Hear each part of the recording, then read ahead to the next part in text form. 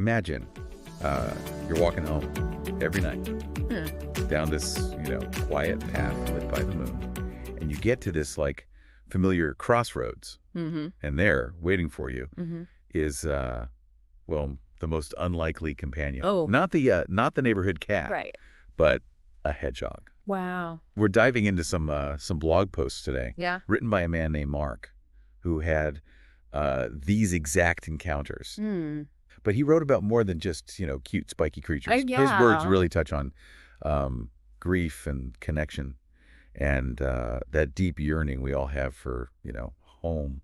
It's intriguing how these simple encounters, these little sparks of connection, can like open up such profound reflections, Right. It's like the hedgehog became this unexpected mirror, reflecting back some deeper truths about Mark's life. He talks about this nightly ritual of meeting the hedgehog at the crossroads. Picture of, peaceful moonlit path, but just a stone's throw away. There's like this bustling road with cars whizzing by, mechanical beasts, as he calls them. That's an interesting juxtaposition. Yeah. This tiny creature, and Mark finding this consistent point of connection in this in-between space. On the edge of like tranquility and chaos. It makes you wonder what draws us to those liminal spaces in our own lives. What do we find there? Maybe it's those edges where we're most open to the unexpected, to those small moments that shift our perspective. But in Mark's story, there's a twist. One night the hedgehog doesn't show up. Oh. He later finds it by the side of the road. Yeah. Hit by one of those mechanical beasts.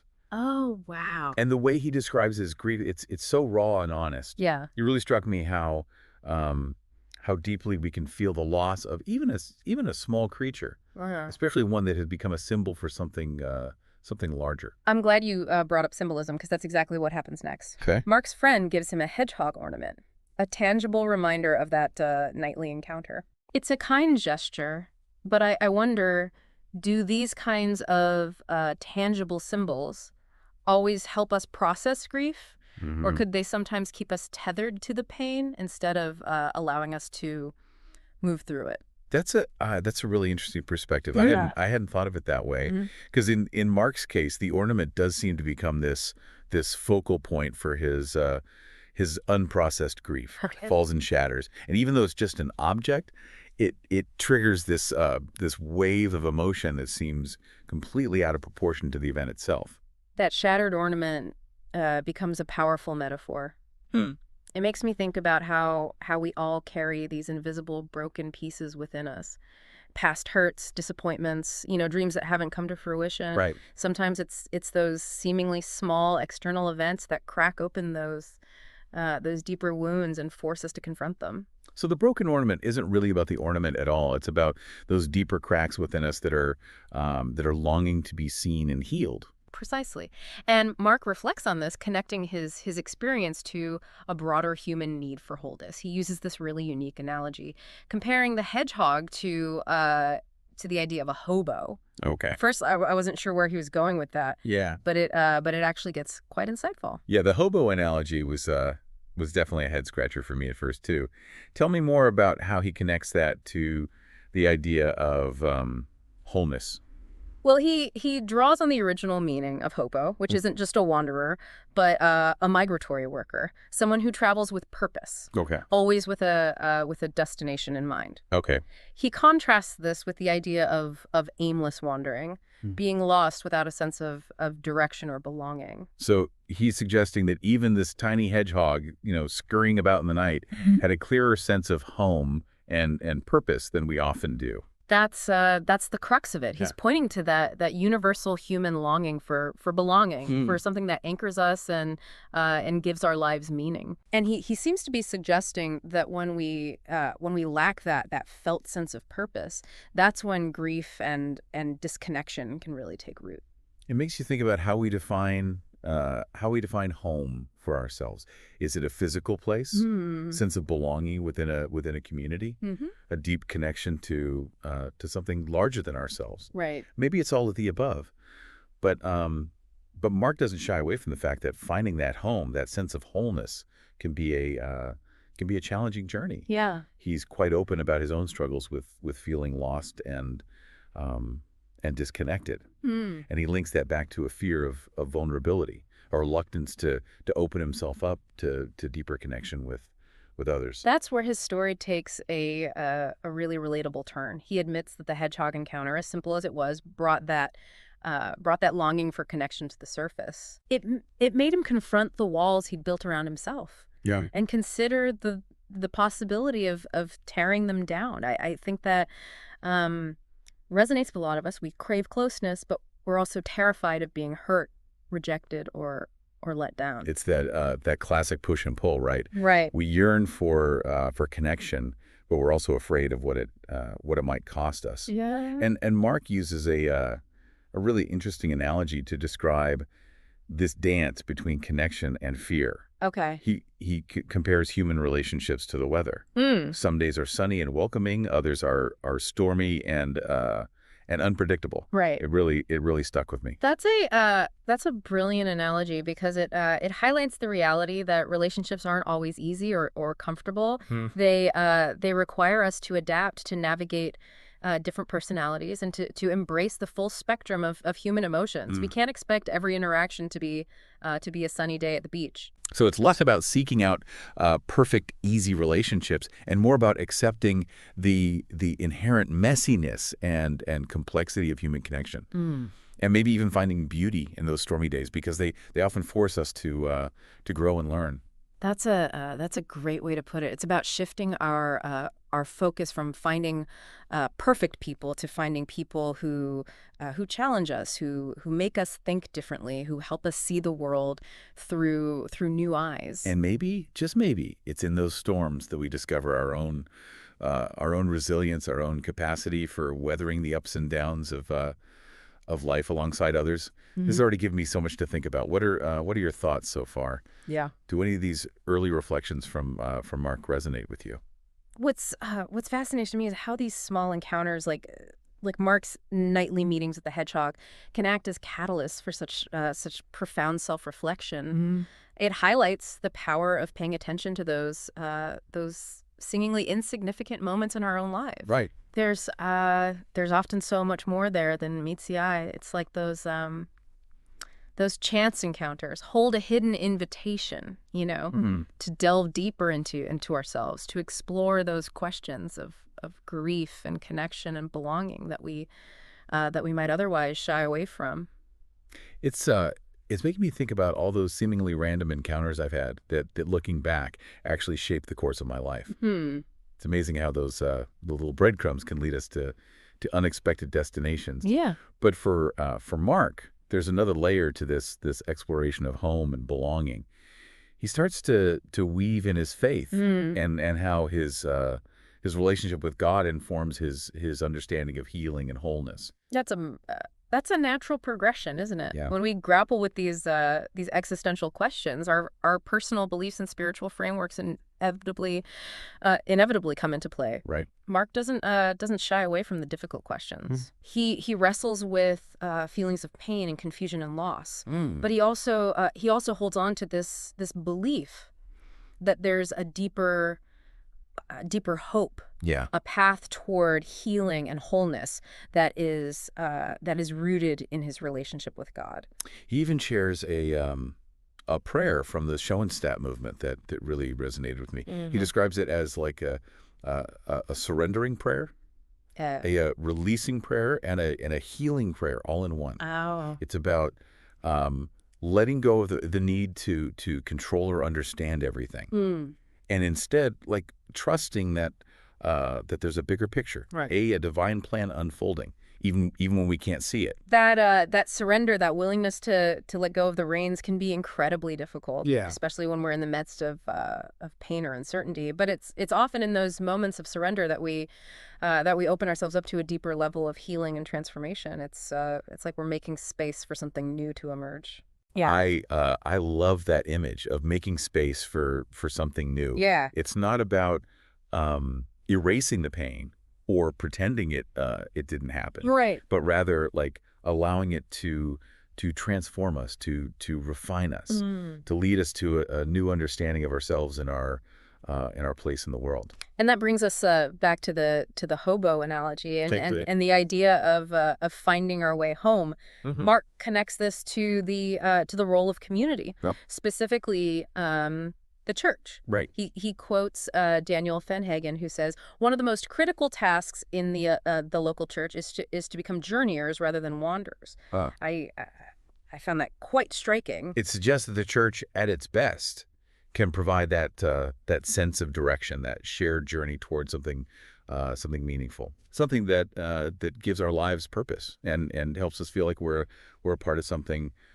bigger than ourselves. It's not about blind faith or rigid dogma, but about finding a community where we feel seen, valued, supported as we navigate the complexities of life. It makes me think about the difference between a map and a compass. A map lays out a specific route, Right. a predetermined path to follow. Okay. But a compass simply points us in the right direction, Okay. allowing us the freedom to choose our own path, while ensuring we're heading towards our desired destination. Maybe that's what a healthy spiritual community can offer. That sense of direction, that inner compass, without dictating the exact steps we need to take. I love that, the idea of a spiritual compass, because we all have our own unique journeys to take, our own paths to forge. But having that sense of direction, that underlying purpose can make all the difference in how we approach those journeys. And as we move along those paths, we're bound to encounter obstacles, challenges, and those moments of self-doubt that can make us want to turn back or give up altogether. Right. Mark speaks candidly about his own struggles with negative self-talk, those inner voices that whisper lies about our worthiness and our ability to form meaningful connections. It's so easy to get caught in those cycles of negative thinking, right? Especially when we've experienced hurt or rejection in the past. Right. But Mark emphasizes that we don't have to face those challenges alone. He points to the constant presence of God, right, offering love and guidance and unwavering support. He challenges us to be bold in our pursuit of connection, to push past those fears and step outside our comfort zones, even when it feels uncomfortable or risky. It's a call to courage, isn't it? Yeah. To trust that we are worthy of love and belonging, and to actively seek out those connections that nourish our souls. It's about recognizing that vulnerability, while often perceived as weakness, is actually the key to forming genuine, authentic relationships. It's about showing up as our true selves, imperfections and all, and trusting that the right people will embrace us for who we are, storms and all. Yeah. And that requires clear, honest communication. Mark touches on this, emphasizing the importance of listening attentively, speaking with kindness and respect, and creating space for others to feel heard and valued. That kind of intentional communication doesn't always come naturally. Yeah. It's a skill we have to cultivate, a practice we have to commit to. It's about recognizing that our words have power, and choosing to use them in ways that build bridges rather than walls. And sometimes building those bridges means finding common ground. Those shared interests or experiences that create a sense of connection, even with people who seem different from us on the surface. Right. It's about approaching those interactions with curiosity, with a genuine desire to understand. Yeah. And with a willingness to let go of preconceived notions. That willingness to step outside our echo chambers, to engage with perspectives that challenge our own, can be incredibly enriching, both personally and collectively. It's how we broaden our understanding of the world and of ourselves. It's like that saying, "Don't judge a book by its cover." Right. We never know what hidden depths we might discover when we take the time to truly listen and engage with others. But it's also about extending that same kindness and compassion to ourselves. Yeah. Mark encourages us to look in the mirror and be happy with who we see. Right. To embrace our imperfections and to hold on to the belief that God is at work in our lives, even when we make mistakes or fall short. It's a beautiful reminder that we are all works in progress. Mm. We are all on a journey of growth and transformation. Yeah. And that journey isn't about achieving some unattainable standard of perfection, but about embracing the messy, imperfect beauty of becoming who we were created to be. And having the courage to keep moving forward, even when we stumble or fall. Exactly, because it's in those moments of vulnerability, those times when we allow ourselves to be seen in our brokenness, that true healing and transformation can occur. It's about remembering that we are never beyond hope, never beyond redemption. It's a powerful reminder that we're not defined by our past mistakes or our current struggles. We're constantly evolving, Yeah. constantly becoming, Yeah. and there's a beauty in that process, even when it's messy or uncomfortable. It's like we're all rough drafts, continually being revised and refined. Right. And that's okay. It's in those imperfections, Yeah. those rough edges that our uniqueness shines through. And maybe that's what makes connection so powerful. It's the willingness to embrace those imperfections, Right. both in ourselves and in others. Yeah. That allows for genuine, authentic relationships to flourish. It's about moving beyond superficial judgments and comparisons and recognizing the inherent worth and beauty in every human being. It makes me think back to that simple image of Mark encountering the hedgehog at the crossroads each night. Right. It wasn't some grand orchestrated event. Right. It was a quiet, unassuming connection that unfolded organically in the midst of ordinary life. And yet it held such profound meaning. Yeah. It sparked a journey of self-discovery, a deeper understanding of grief and connection, and the longing for home that resides within each of us. It's a reminder that those seemingly ordinary moments, those small, unexpected encounters, often hold the greatest potential for transformation. We just have to be open to seeing them, to receiving the gifts they offer, and that openness, that willingness to pay attention, right? To look beyond the surface, is what allows us to experience the fullness of life in all its messy, beautiful complexity. So as we wrap up this deep dive into Mark's hedgehog tales, what are some key takeaways for our listeners? What nuggets of wisdom can they carry with them as they navigate their own journeys? Well, I think it's important to remember that even seemingly small encounters can hold deep meaning.